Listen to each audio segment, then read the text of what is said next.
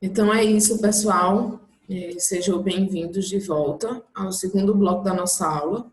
E aí vamos dando continuidade. Vou passar aqui os slides. Como a gente viu no bloco passado, o neoconstitucionalismo é justamente esse movimento que tenta, digamos assim, atualizar o constitucionalismo moderno. É uma nova maneira de pensar aquele constitucionalismo do século XVIII, tá certo? Não basta mais atrelar o constitucionalismo apenas à limitação do poder estatal e à declaração de direitos. Eu preciso de novas constituições, de documentos, de textos constitucionais que sejam eficazes na prática.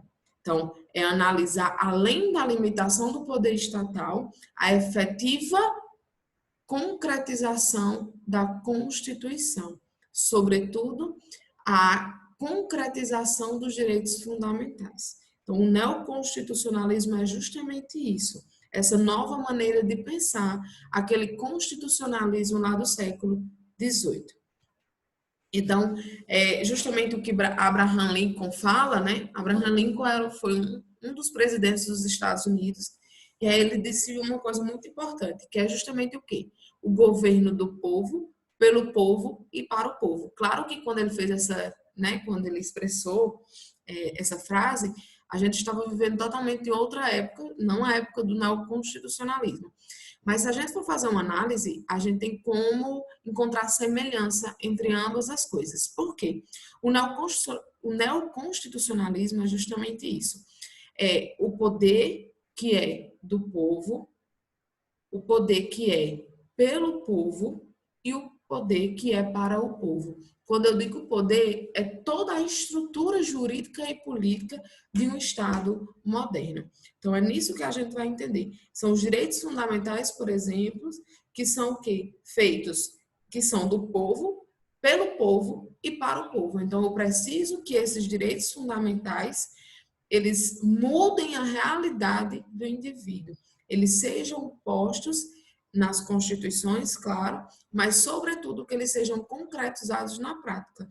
E essas próprias constituições, elas precisam trazer meios, ou então o próprio sistema jurídico como um todo, precisa assegurar meios para que esses indivíduos tenham seus direitos efetivados. O neoconstitucionalismo é isso, concretização dos direitos fundamentais. Se a gente pode resumir em uma frase. Avançando, pessoal, a gente vai entender o seguinte: o neoconstitucionalismo, ele tem três bases, tá, de sustentação. Ele vai ter uma base histórica, ele tem uma base filosófica e ele tem uma base teórica, para que a gente possa entender o que seria esse movimento neoconstitucionalismo. E a gente vai analisar cada uma desses marcos, tá bom? A gente chama de base, marcos fundamentais, enfim. O primeiro marco fundamental que a gente estuda para a gente analisar o que seria esse neoconstitucionalismo é justamente a base histórica. Como foi, quando foi que se deu o surgimento dessa nova teoria, neoconstitucionalismo? Foi justamente ali, pessoal, no meados do século XX, quando a gente tem o quê? O fim da Segunda Guerra Mundial. Então, com o fim da Segunda Guerra Mundial, todos os países da Europa, sobretudo, eles passam por um período de redemocratização. São o quê? Um novo olhar, um novo viés, sobretudo de se ver, de se comportar a Constituição em meio ao sistema jurídico. Então, todo o sistema como um todo, ele precisa se redemocratizar. Por quê, pessoal?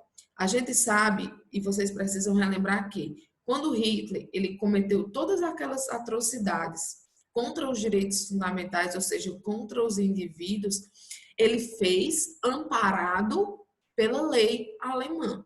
Então, tudo aquilo que Hitler fez, que hoje é considerado, claro, já está de forma sedimentada, todo mundo entende, se não entende, precisa entender assim.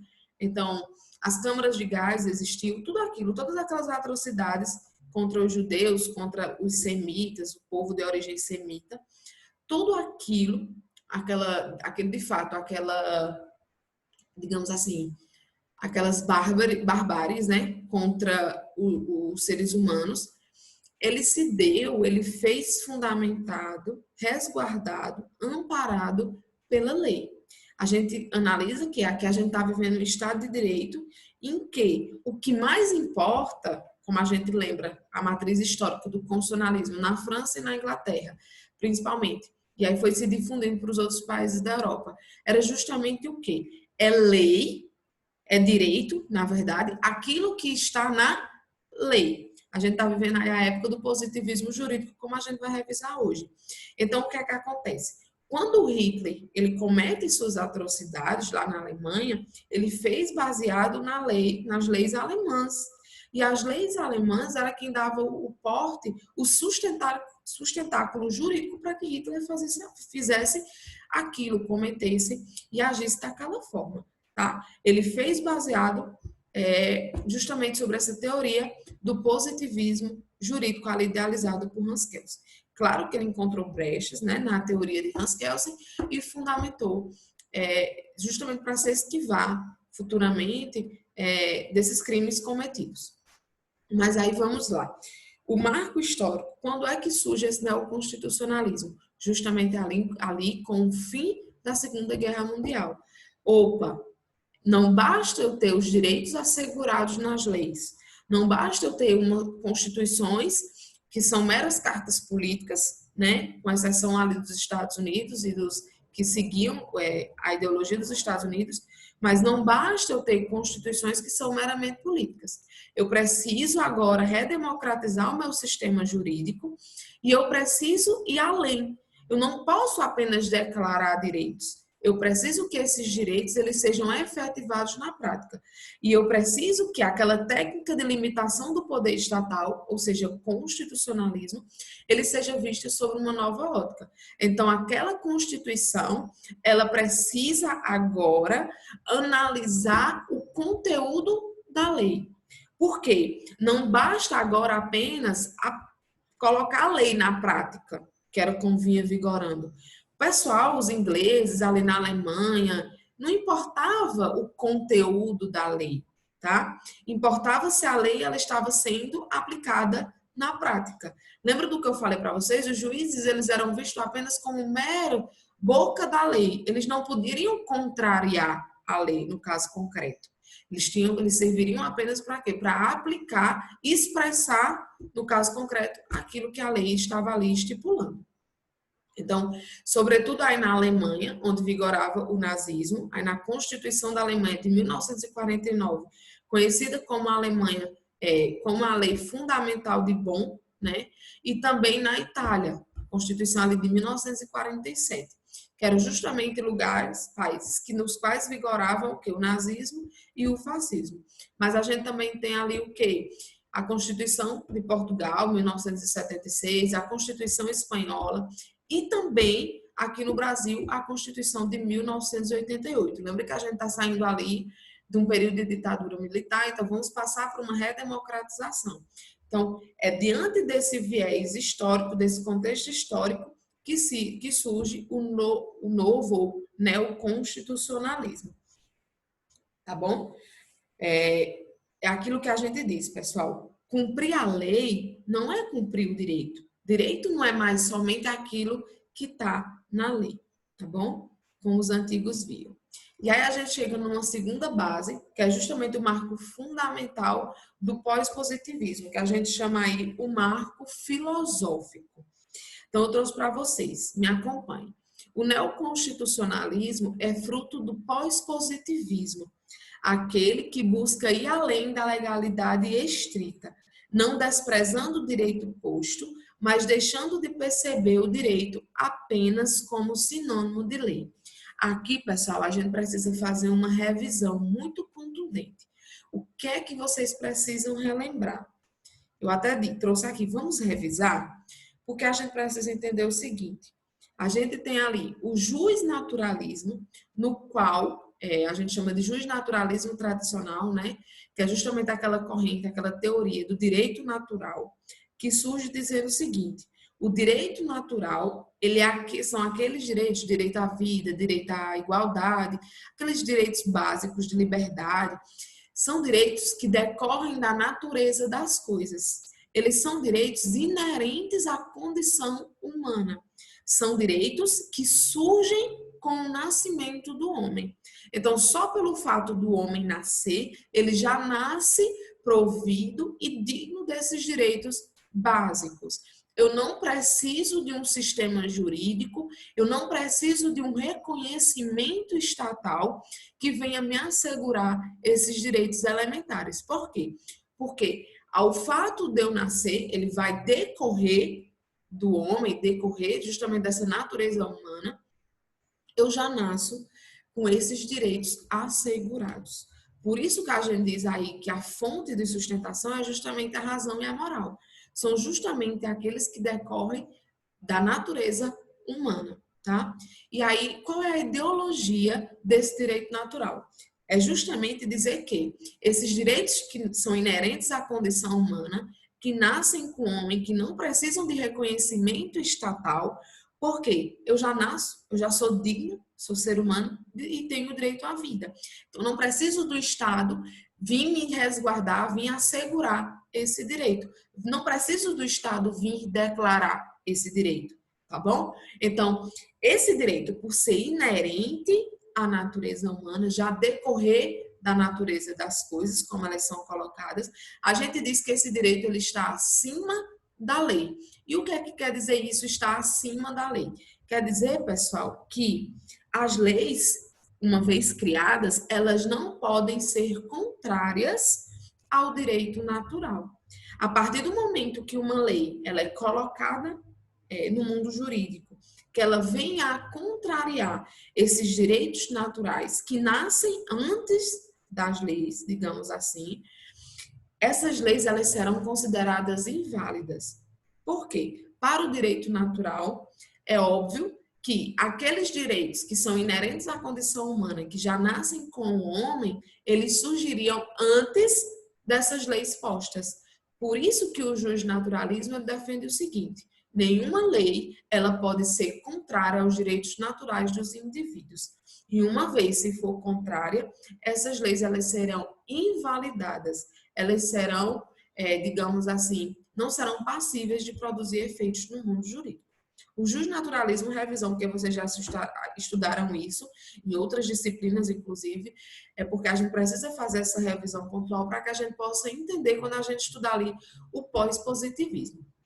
Então, com o passar do tempo, pessoal, foi se analisando, foi vendo-se a necessidade de estudar o direito como se estuda as outras ciências, pelo método descritivo, digamos assim. É o método científico, tá? Por isso que aí a gente surge aí, principalmente, né, que o idealizador dessa corrente do positivismo tradicional é justamente Hans Kelsen. Ele vem trazer o seguinte, que direito, ele é um fenômeno humano que depende de positivação. Então, o que é isso? É basicamente dizer que nega o direito natural, digamos assim, ou ainda que não que negue, não reconhece, então dissocia do direito posto. E aí ele vai dizer o seguinte, que essas leis, ou seja, os direitos, o direito que é criado, ele é um fenômeno que é criado pelos homens. E só vai ser direito aquilo que está posto. E o que é que quer dizer isso? Posto é a mesma coisa de positivado. Ele vai dizer, o positivismo jurídico tradicional, justamente isso. Direito é aquilo que está positivado no ordenamento jurídico. Só vai ser direito aquilo que estiver em lei. Ou seja, que estiver expresso. Direito é aquilo que está expresso. Tá bom? No nosso caso aqui do Civil Law é justamente isso. Expresso aonde? Aonde? Expresso na lei. Tá bom? Aí a gente tem que é antagônico ao justnaturalismo, né? E aí a ideologia do positivismo é justamente isso, é você analisar o direito livre de qualquer valor. Existe aqui no positivismo jurídico, Hans Kelsen faz esse estudo o quê? Para a gente analisar o direito do método descritivo, ou seja, científico, eu preciso dissociar esse direito de qualquer outro tipo de valor colocado. Por exemplo, valor religioso, valor ético, valor senso de justiça, político, valor econômico. Eu preciso estudar, analisar esse direito sem interferência de qualquer outro tipo de valor. Então, no positivismo jurídico, eu tenho justamente a separação entre direito, aquilo que está posto, a lei, e esses ideais, esse senso de justiça, ou então aqueles valores morais. Por isso que quando eu falei ali, justamente nas atrocidades cometidas por Hitler na Segunda Guerra Mundial, o que a gente tem, pessoal? Que o nazismo, né, lá na Alemanha, melhor dizendo, o que acontece? Quando que aconteceu tudo aquilo com os judeus, com o pessoal lá, com, né, aquela segregação, aquela perseguição, enfim, por quê? Que ele justamente encontrou base na lei. Porque naquele momento a gente estava vivendo o positivismo jurídico, que foi justamente aquele pensamento que dominou ali na primeira metade do século XX. O direito, ele precisa ser livre de qualquer senso de justiça e de moral.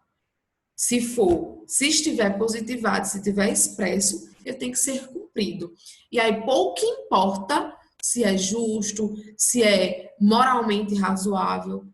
Para o direito não importaria esses outros critérios de justiça, tá bom? Seria direito apenas aquilo que estivesse positivado, ou seja, aquilo que estivesse expresso, no nosso caso aqui, em lei, tá bom? Aí o segundo ponto que eu trago para vocês é justamente, aliás, antes da gente analisar o terceiro ponto, eu preciso voltar aqui no segundo filosófico. A gente fez uma análise do marco fundamental filosófico, dizendo que o positivismo, o marco filosófico do neoconstitucionalismo, seria justamente o pós-positivismo. Para mim dizer para vocês o que seria o pós-positivismo, eu precisei fazer uma revisão do justnaturalismo, seguidamente eu fiz uma revisão do positivismo jurídico, em linhas gerais, sem adentrar, porque isso não é conteúdo da nossa disciplina, para a gente poder analisar e entender o que seria esse pós-positivismo. Pessoal, após a Segunda Guerra Mundial, que a gente viu, o que acontece? Após a Segunda Guerra, percebeu-se que era necessário uma reaproximação do direito com a moral, com sensos de justiça, com padrões mínimos de justiça, padrões mínimos éticos. Então, não basta mais dizer que direito, confundir direito com aquilo que está na lei. Eu preciso ir além. Tá? Eu preciso analisar o espírito, sobretudo, da Constituição, os valores da Constituição, não apenas os seus preceitos, ou seja, as suas regras. Por isso que a gente diz que o neoconstitucionalismo é fruto do pós-positivismo, aquele que busca ir além da legalidade estrita, que era marca do positivismo tradicional. Não desprezando o direito posto. Ou seja, o pós-positivismo, ele não despreza aquilo que está expresso em lei, tá? Mas ele vai deixar de perceber o direito apenas como sinônimo da lei. Então, eu não vou entender o direito apenas como aquilo que está expresso em lei. Porque se aquilo que tiver expresso em lei estiver, digamos assim, fora de padrões mínimos de justiça, ele precisa ser revisto. Tá? E aí eu vou trazer um exemplo para vocês. Imaginem que hoje a gente pudesse imaginar uma lei que dissesse assim: se fulano em tal vier assaltar um sabonete em um mercado, ele deverá ter a sua mão imediatamente amputada. Hoje, pessoal, a gente não admite mais esse tipo de regramento. Ainda que estivesse expresso isso em lei, ela seria uma lei irrazoável, uma lei até imoral. E aí, analisando o nosso senso de justiça, se eu tivesse em sala de aula, eu iria perguntar aqui hoje para vocês: vocês iriam considerar essa lei justa? E eu tenho certeza que vocês iriam dizer para mim que não, não é uma lei justa, né? Então, hoje, não basta a gente analisar aquilo que a lei expressa. Eu preciso ter leis que estão, sobretudo, de acordo com a Constituição, com o espírito e os valores, toda a carga axiológica, ou seja, de valor dessas constituições. O pós-positivismo ele surge justamente ali com a derrota do fascismo e do nazismo, o fascismo na Itália e do nazismo na Alemanha. E aí, consequentemente, a gente vai ter a reaproximação do direito aos valores da moral, da ética e da justiça. Aquilo que eu falei desde o início da aula. Não é analisar apenas aquilo que está na lei, tá? Porque se fosse assim, essas atrocidades que foram cometidas contra os indivíduos, elas seriam repetidas. Então, é necessário evitar leis injustas e evitar que leis, uma vez criadas, elas sejam interpretadas e aplicadas na prática de forma injusta, tá bom? E aí a gente não vai adentrar aqui o que seria justo e o que não seria justo. Mas aí eu estou analisando de uma forma geral com vocês. A Constituição permite que o direito converse com a moral por meio da previsão de princípios de justiça material. Então, quando eu disse a vocês, quando a gente analisou aqui o marco histórico, nós vimos que surgiu a redemocratização dos países com o surgimento de novas constituições sobre um novo olhar, né? Então, essas novas constituições, elas começaram a ter dentro do seu corpo jurídico inúmeros princípios. E aí são princípios justamente que permitem esse diálogo entre aquilo que é posto, ou seja, o direito, e essas normas criteriosas, essas normas de valor, senso de justiça, normas éticas, padrões morais, tudo isso que a gente tem estudado. Aí eu revisei com vocês, e aí o segundo marco fundamental, pessoal, que a gente tem é justamente aí o marco teórico, a base teórica. O que seria isso, pessoal? Conrad Hesse, ele é um autor, né, e aí que estuda essa parte do direito constitucional, ele traz para a gente o seguinte, que a Constituição, ela tem status de norma jurídica e, por isso, é dotada de imperatividade, sendo permitido seu cumprimento forçado. Então, o marco teórico do neoconstitucionalismo é essa força normativa da Constituição. Lembra que quando a gente estudou o constitucionalismo, a gente viu que o documento jurídico importante, aquilo que era visto como jurídico, eram as leis criadas pelo parlamento. Por isso que ali a gente tem a supremacia da lei e a supremacia do parlamento. Os juízes, eles não tinham a competência, por exemplo, de declarar uma lei inconstitucional devido ao seu conteúdo. Não. Por quê? Porque a Constituição ela era um documento meramente político. Aqui, depois da Segunda Guerra Mundial, sobre o marco teórico da força normativa da Constituição, a gente vê o seguinte, que a Constituição, ela é uma lei, sim, ela é uma lei. Ela foi produzida, né? E aí, o que é que acontece? Essa lei, ela não é uma lei qualquer, ela é uma lei que ela é capaz de mudar a realidade. Ou seja, mudar a realidade daqueles indivíduos a partir de quê? Da concretização dos direitos fundamentais. Tá? Por isso que aí a gente tem a Constituição que deixa de ser um documento meramente político e assume um viés normativo, um viés jurídico. Como a gente vai ver lá na frente, é uma Constituição dotada de força, de imperatividade, de supremacia. E aí ela vai vincular todo o restante do ordenamento jurídico, tanto as leis como os poderes públicos. Ou seja, eu não posso mais agir contrário ao que determina os preceitos constitucionais, mas eu preciso ir além.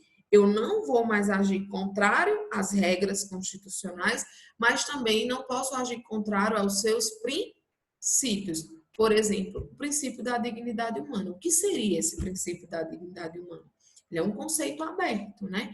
Mas a gente sabe que nem o legislador pode criar uma lei que vá contra o princípio da dignidade humana, que está constitucionalmente previsto, e nem os nossos juízes, quando forem interpretar um conflito de princípios, um conflito de direitos, um conflito de regras, eles não podem interpretar, por exemplo, de modo que essa dignidade humana ela seja, digamos assim, esvaída, né? Não seja observada. Enfim, então o que é que a gente precisa entender?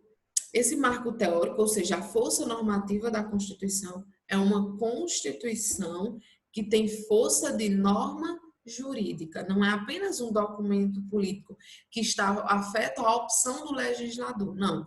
Ela é uma lei e ela é uma lei capaz de praticar mudanças na prática. Ela é uma lei dotada de força normativa, vincula todo o ordenamento jurídico. Aquilo que ela determina tem que ser cumprido, tanto pelas leis, ou seja, deve ser observado na hora de elaborar essas leis, como também na atuação do poder estatal. Ou seja, quando você for, enquanto poder executivo, efetivar essas normas constitucionais. Elas precisam ser observadas. Eu não posso ter nenhuma conduta estatal que contrarie a Constituição. Com isso, a gente tem aí o modelo americano da supremacia da Constituição passa a ser adotado nas novas constituições do pós-guerra, aquelas constituições que a gente viu no início, ocorrendo a constitucionalização dos direitos fundamentais, passando sua proteção a cargo do judiciário. Então, são constituições que agora ocupam o centro do ordenamento jurídico. Antes de vir nesse slide, para não confundir, lembra, pessoal, quando a gente viu ali o modelo inglês e o modelo francês? O modelo inglês via na lei, né, a superioridade, a supremacia do parlamento. Ou seja, é o juiz, aquela lei criada pelo parlamento, ela precisa ser aplicada na prática. Os ingleses, o modelo inglês, ele se preocupava mais com a efetivação, não é nem com a efetivação, a aplicação do direito. Aquilo que é lei, ela precisa ser aplicada na prática. E aí pouco importa o seu conteúdo, se é justo ou se não é justo. O modelo francês, de igual modo, via na lei a vontade, a expressão da vontade geral. Então, essa lei ela precisava ser efetivada. E aí, ali, a gente tinha juízes que eram meros espectadores da lei. Os juízes cabiam apenas declarar aquilo que a lei estava. Jamais poderia declarar uma lei, por exemplo, inconstitucional, ou seja, uma lei, declarar nula uma lei por ferir a Constituição. Isso a gente não tinha. Só que quando a gente estudou no modelo, na matriz histórica americana do constitucionalismo, a gente viu que lá, já no constitucionalismo, os americanos, os norte-americanos, eles já tinham essa ideia de supremacia da Constituição, a Constituição como centro do ordenamento jurídico. Então, aqui, esse modelo americano, ele começa a eclodir, a irradiar o restante do mundo, ou seja, o restante do sistema jurídico mundial. E aí a gente avança e nós chegamos aí no que a gente chama o ponto marcante do neoconstitucionalismo, que é justamente o que seria aquilo que a gente precisa analisar de fato assim, de importante. A Constituição como centro do sistema normativo, que é completando aquilo que a gente viu no slide passado. A lei, ela não ocupa mais aqui o centro do sistema normativo, porque o que vai ocupar o centro é a Constituição. É justamente aquela Constituição que ela vai servir de base para toda a atuação estatal. Essa Constituição ela vai funcionar verdadeiramente como um filtro do direito como um todo. Lembra da supremacia da Constituição que a gente já estudou. Então, é basicamente isso aqui.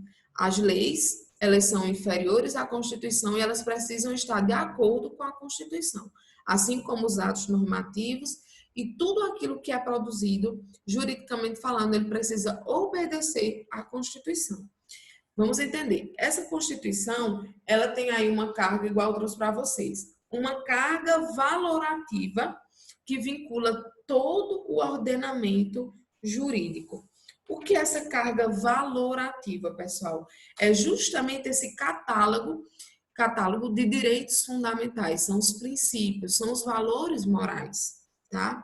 Então, o que é que a gente precisa entender? A lei e os poderes públicos, eles precisam agir de acordo com as leis, com os preceitos constitucionais, as regras constitucionais, mas eles precisam ir além, eles precisam analisar, pautar suas condutas diante do espírito constitucional.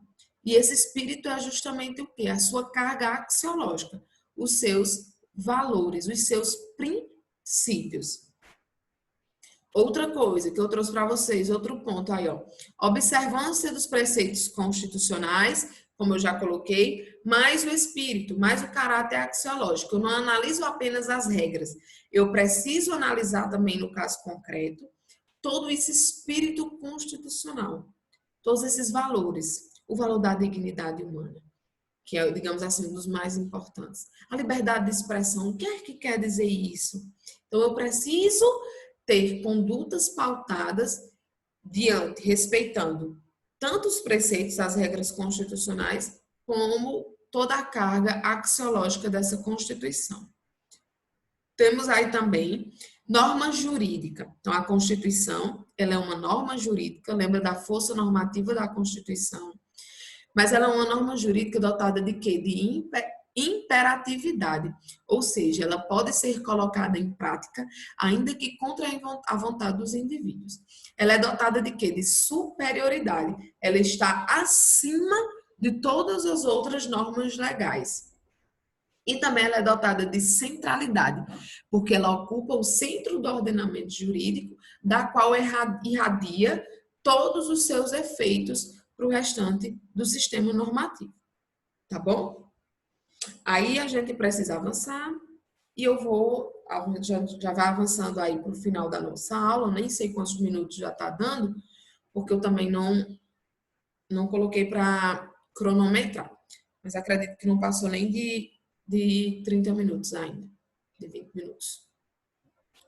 Diante disso tudo, pessoal, dessa nova forma de analisar esse direito constitucional, o constitucionalismo como um todo, a gente precisa entender quais são as consequências do neoconstitucionalismo. Tá, analisando hoje, quais são essas principais consequências?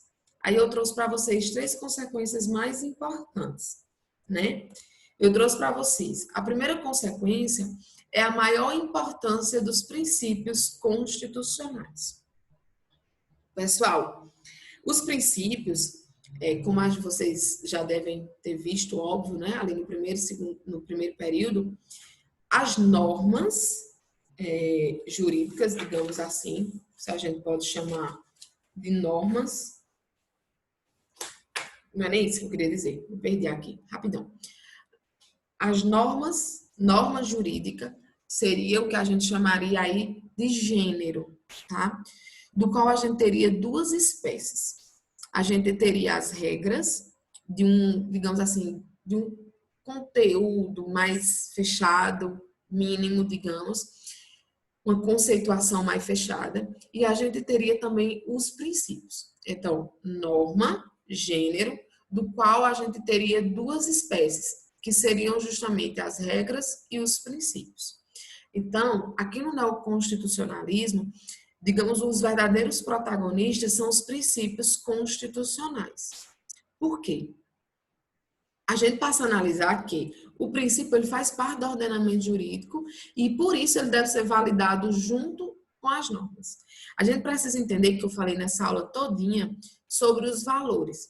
Então, os princípios são justamente aqueles valores que foram positivados, que foram expressos na Constituição. E por estar na Constituição, eles já vinculam todo o ordenamento jurídico. Por isso que esses princípios, eles precisam ser concretizados e efetivados na prática, respeitados na prática, tá? Então, os protagonistas aí seriam justamente esses princípios constitucionais. Por isso que a gente disse que uma consequência do neoconstitucionalismo é justamente essa maior visibilidade que se dá aos princípios constitucionais. Aí eu trouxe para vocês, dentro lá ainda desse ponto, relativização das normas através dos princípios. Pessoal, existem inúmeras normas que você pode, a partir da conceituação de princípio, que princípio, pessoal, ele tem, como é que eu posso dizer, uma conceituação aberta, tá? Não tem como a gente definir o que seria um princípio, porque o princípio ele vai ser sempre analisado diante do caso concreto, tá? Como o princípio, ele tem, digamos assim, essa conceituação aberta, indeterminada, é óbvio que vai existir diversas vezes, de forma comum e natural, inúmeros conflitos, choques entre princípios. E aí, esses conflitos, esses choque entre princípios, ele vai ser resolvido a partir de uma técnica chamada técnica da ponderação, tá? E aí, devido a essa conceituação aberta dos princípios constitucionais, a gente vai poder relativizar praticamente qualquer norma jurídica, qualquer norma constitucional. Mas, claro, isso tudo tem que ser analisado diante do caso concreto, tá? Então, a gente vê aí que a aplicação, esse choque entre conflito, entre normas, entre princípios, ele vai ser basicamente, melhor dizendo, entre princípios, tá?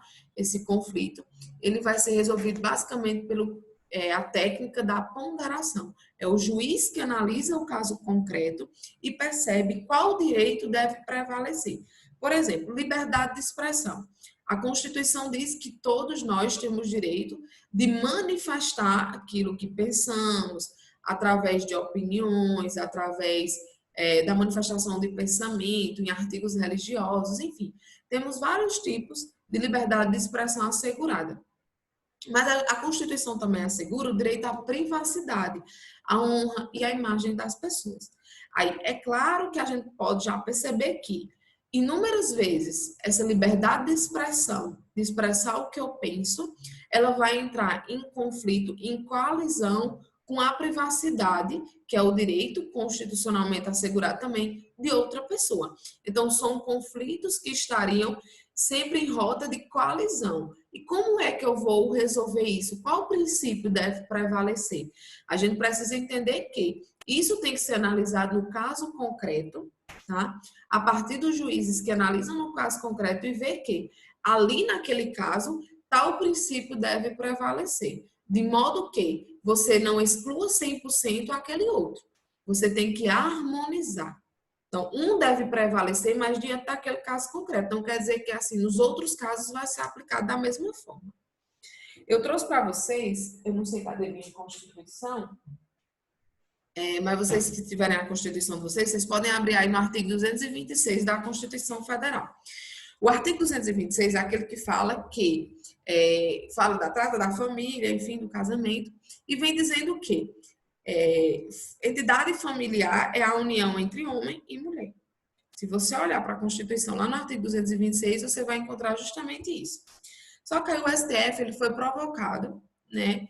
E aí o STF precisou dar uma resposta.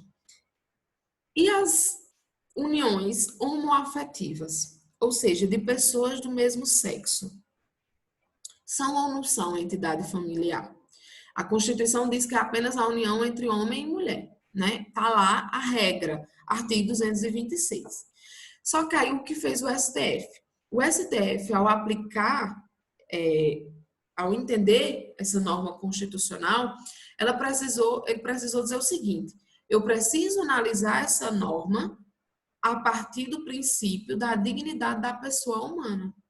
Então, entidade familiar não é apenas aquilo que está descrito no artigo 226, homem e mulher. Entidade familiar é também as relações homoafetivas. Inclusive, pessoal, para efeitos de casamento. Ou seja, hoje, pessoas do mesmo sexo, elas podem efetuar o casamento civil. Isso foi graças ao quê? A um novo olhar do direito constitucional, que é justamente isso que a gente vive, que a gente chama de neoconstitucionalismo. O STF precisou pegar aquele preceito constitucional, ou seja, aquela regra constitucional, e aplicar, tá? No caso concreto, que também a partir daí teve efeito para todas as outras normas, enfim, todo o ordenamento jurídico, aplicar diante de quê? Da dignidade da pessoa humana. Eu preciso analisar essa regra do artigo 226 sobre o óculos, sobre o olhar da dignidade da pessoa humana. Então, entidade familiar não é apenas a união entre homem e mulher. Entidade familiar também é a união entre pessoas do mesmo sexo. Por quê? Porque as pessoas são livres, elas têm, digamos assim, dignidade de ter os seus direitos assegurados. Então, as pessoas, elas podem ter relações com quem elas quiserem. As pessoas, elas são livres, tá? Então, esse é um exemplo clássico. Por isso que esses princípios constitucionais, eles ganham uma importância jurídica maior aqui nessa fase que a gente está vivendo. Uma segunda consequência que a gente tem aí é a maior eficácia dos direitos fundamentais. Então, como eu falei desde o início, são justamente aqueles direitos que estão ali elencados na Constituição. Eles não bastam estar ali como letra morta, eles precisam ser efetivados na prática. Eles precisam provocar uma mudança na vida do indivíduo. Mudança que eu digo o seguinte: se aquela pessoa está precisando de um direito à saúde, eu preciso que esse direito à saúde, que está constitucionalmente assegurado, ele seja posto em prática para que aquela pessoa que necessita possa ter esse seu direito constitucionalmente assegurado resguardado, efetivado na prática. Aí a própria Constituição, ela definirá meios para garantir o seu efetivo cumprimento. Então, eu tenho lá, principalmente, pessoal, a gente tem o quê? Os direitos sociais. Direito à educação, direito à saúde, direito ao lazer, direito cultural, direito de segurança. Justamente esses direitos sociais. Um exemplo clássico que a própria Constituição traz é justamente o mandado de injunção e a ação declaratória de omissão. Vocês vão ver que o mandado de injunção ele é um remédio constitucional, tá? E a ação declaratória de inconstitucionalidade por omissão é uma ação do controle de constitucionalidade que a gente vai estudar também mais para frente. E aí vocês vão ver o seguinte, que tanto o mandado de injunção como a ação declaratória de inconstitucionalidade por omissão são meios que a própria Constituição coloca em jogo para que nós, indivíduos, possamos cobrar do legislativo, digamos assim, aqueles direitos que estão na Constituição, mas que precisam, digamos assim, de uma atuação estatal posterior, ou seja, política pública. Não basta eu dizer, a Constituição dizer que eu tenho direito à saúde. Eu preciso de uma política pública efetiva, capaz de fazer eu usufruir desse direito à saúde. Por exemplo, a gente tem aí a política pública do SUS. Mas esse SUS, como é que ele vai ser incorporado? Como é que ele vai ser efetivado na prática? Então, a gente tem hospitais universitários, existem vários tipos de políticas públicas aí no direito à saúde. Outro direito, outra coisa específica que a gente tem ali, que eu coloquei até para vocês. É comum a gente estudar e escutar muito na televisão hoje, juízes que mandam o Estado, né, dar determinado medicamento, que são medicamentos caros, muitas vezes nem reconhecido pela Anvisa aqui no Brasil, mas a justiça, uma determinada pessoa que precisa desse medicamento, ela faz uma petição, provoca o Poder Judiciário e pede, com base no direito à saúde, aquele remédio. Não existe lei para isso, e aí, diante dessa constitucionalização desses direitos fundamentais, dessa maior eficácia desses direitos, os juízes analisam o caso concreto, e aí vocês escutam muito na televisão, juízes mandando, por exemplo, o município tal fornecer tal medicamento, tá? Então, a gente tem aí justamente essa maior eficácia. Outra coisa, matrículas em creches, são juízes que diversas vezes são provocados, né, por pessoas que querem ter seus filhos matriculados em creches. E as creches por si só não conseguem mais matricular esses filhos, seja por a questão de vaga, seja porque não tem porte para abarcar pessoas com alguma limitação. E aí os pais provocam o Poder Judiciário para que tenham essa matrícula dos seus filhos em creche, e tudo isso com base em quê? Em direito à educação, que está lá previsto na Constituição. Tá bom? Maior eficácia dos direitos fundamentais.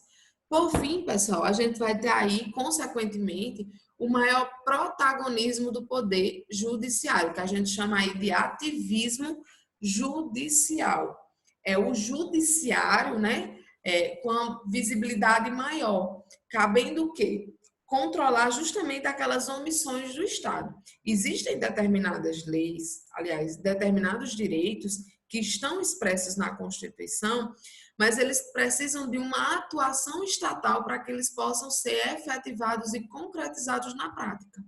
Só que muitas vezes o nosso legislador, eles dormem no ponto, eles não fazem essas leis. E aí, uma vez o judiciário provocado, ele precisa dar uma resposta diante da sua competência constitucional àquele indivíduo que foi procurar o seu direito. Por isso que a gente disse que hoje a gente tem o maior protagonismo do poder estatal. Lembra do exemplo que eu dei anteriormente? É justamente esse juiz que manda o Estado, ou seja, o poder executivo dar determinado medicamento, tá? Então, é justamente esse ativismo judicial. A gente vai fazer um trabalho sobre isso e vocês vão conseguir entender melhor, porque isso aqui é um conteúdo que precisa de uma aula, digamos assim, própria. Só para ele a gente não tem tempo. Por isso que eu elenquei como tema para a gente fazer uma atividade depois, tá bom? Uma consequência desse protagonismo do Poder Judiciário é justamente o seguinte, pessoal. Vamos supor, o legislativo, que a gente já sabe que tem a função típica de legislar, né? De criar leis. Ele cria uma lei. E aí vamos supor que essa lei, ela tem o seu conteúdo inconstitucional. Ou seja, é uma lei que o seu conteúdo está ferindo um princípio que está lá positivado na Constituição. O Poder Judiciário, diante do controle de constitucionalidade, que vocês já sabem o que é, ele tem a competência para quê? Para invalidar aquela lei criada pelo Poder Legislativo. Porque se a lei ela for contrária em termos de conteúdo à Constituição, nesse caso ela pode ser declarada inconstitucional. Inclusive, pessoal, como eu falei anteriormente, o não fazer, ou seja, o legislativo tem a obrigação de elaborar determinada lei para efetivar um direito fundamental. Se o legislativo não faz, o que é que pode acontecer? O Poder Judiciário, os juízes, eles podem efetivar esses direitos enquanto o legislativo não cria essas normas. É o exemplo que a gente tem, pessoal, que aconteceu através do mandado de injunção, justamente da lei de greve. A gente sabe o seguinte, que hoje, na verdade, assim, a Constituição, ela assegura o direito de greve no setor privado e o direito de greve no setor público. Mas no setor público não existe uma lei ainda. A Constituição diz que os servidores públicos têm direito à greve, mas essa greve ela precisa ser regulamentada em lei. Detalhe, ainda hoje a gente não tem essa lei, tá? Desde 1988, quando a Constituição foi promulgada, ainda não se foi elaborada essa lei de greve do serviço público. O STF, provocado, ele precisou dar uma resposta. Tá? Por quê? Porque a Constituição diz que as pessoas têm direito, os servidores públicos têm direito à greve. O que foi que o STF fez? Aplica-se a lei de greve do setor privado ao setor público, até que o legislativo venha e crie uma lei de greve do serviço público. Então, hoje, se um servidor público, uma categoria profissional pública quiser deflagrar greve, ele tem o amparo legal da lei de greve do setor privado. Claro, naquilo que for compatível, tá? Mas lembrem, isso aí foi o quê? Uma resposta. Por quê? A Constituição não diz que é direito de greve, que nós temos o serviço público, o servidor público. E aí, como é que fica esse direito? Fica morto diante da omissão do legislativo? Não pode, né? Então, por isso que diante é uma consequência do neoconstitucionalismo, esse maior protagonismo do Poder Judiciário. Claro que aqui a gente tem inúmeras críticas, o Poder Judiciário ele não foi eleito, né? Eles não são dotados de cargos eletivos, então eles não teriam a expressão da democracia, enfim, da soberania popular. Existem inúmeras críticas, mas a gente não vai adentrar nisso, tá? Porque o estudo aqui ele é realmente de base apenas doutrinária e de docência, digamos assim, voltada para o nosso estudo acadêmico. Aos juízes cabe a solução dos conflitos entre direitos fundamentais, bem como sua efetiva implementação. Aquilo que eu falei, da técnica da ponderação. Diante do caso concreto, um direito deve se sobrepor ao outro, dentro dos limites de razoabilidade e proporcionalidade sempre, tá? Criação de tribunais constitucionais aumentaram vertiginosamente pelo mundo. Claro, pessoal. Por quê? Esses tribunais constitucionais, como a gente tem aqui o STF, são justamente os órgãos de cúpula que têm o poder, desculpa, pessoal, que tem o quê? A competência de guardar, de assegurar, de proteger a Constituição. E aí, por hora, por vezes, né, declarando, fazendo esse controle de constitucionalidade das leis. Tá certo? Eu vou passar uma atividade para vocês, mas eu vou explicar no grupo. Vou mandar também mensagem pela CAD Web. E aí vocês vão fazer duas atividades. Uma correspondente, todas duas, na verdade, correspondente a esse assunto do neoconstitucionalismo, mas é porque eu não fiz nenhuma do assunto passado e aí nesse eu preciso fazer duas atividades, tá bom? São atividades inteiramente de pesquisa e aí são atividades que valerão um ponto. Mas eu explico isso a vocês pelo WhatsApp e pelo Acad Web. Assim a gente finaliza o nosso estudo de direito do neoconstitucionalismo, tá bom? E aí eu deixar aqui uma questão para vocês responderem, tá? Vou mandar o slide também no Acad Web para vocês. E é isso, pessoal. Qualquer dúvida, a gente tira na nossa aula ao vivo que a gente vai fazer essa semana. Um abraço a todos e bons estudos.